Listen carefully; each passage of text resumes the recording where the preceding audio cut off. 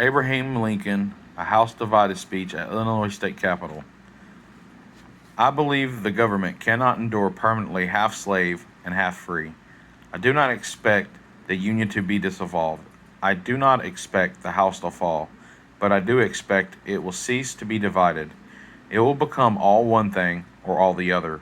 While the Nebraska bill was passing through Congress, a law case involving the question of a Negro's freedom by the reason of his owner having voluntarily taken him into first a free state and then a territory covered by that congressional prohibition and held him as a slave for a long time in each, was passing through the U.S. Circuit Court in the District of Missouri. Both the Nebraska bill and the lawsuit were brought to a decision in the same month of May 1854.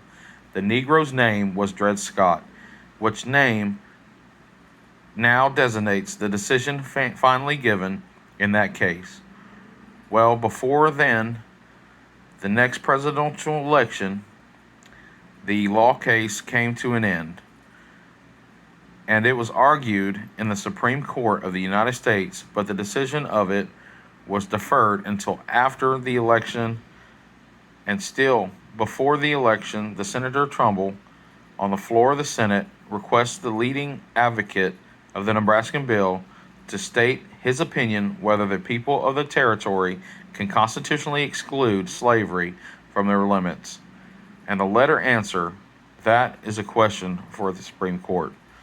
The Supreme Court met again, did not announce their decision, but ordered a re-argument.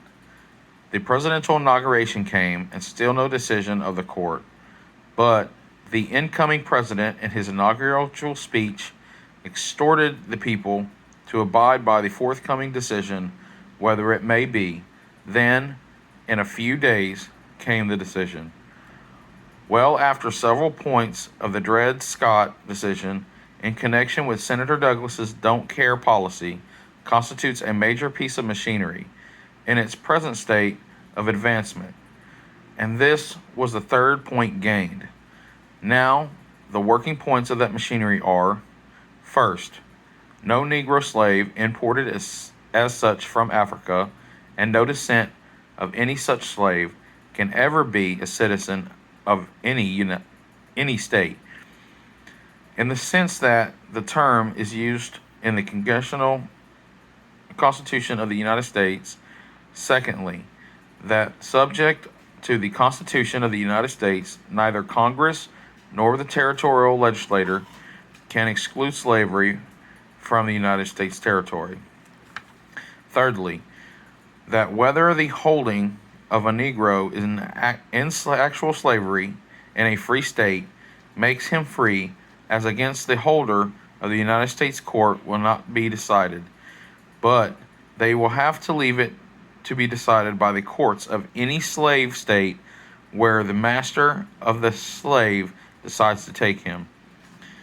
We have the Nebraskan Doctrine, or what's left of it, to educate, to mold public statement, not to care whether the slavery is voted down or up.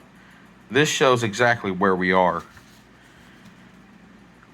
Our cause then must be entrusted to and conducted by its own undoubtable friends, those whose hands are free and whose hearts are in the work, who don't care for the results.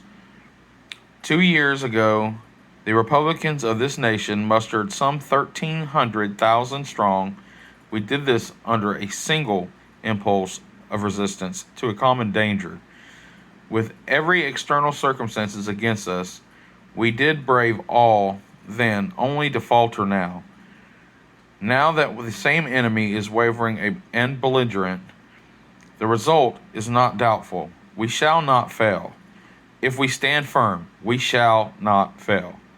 Wise counsels may accelerate, or mistakes delay, but sooner or later, the victory is sure to come.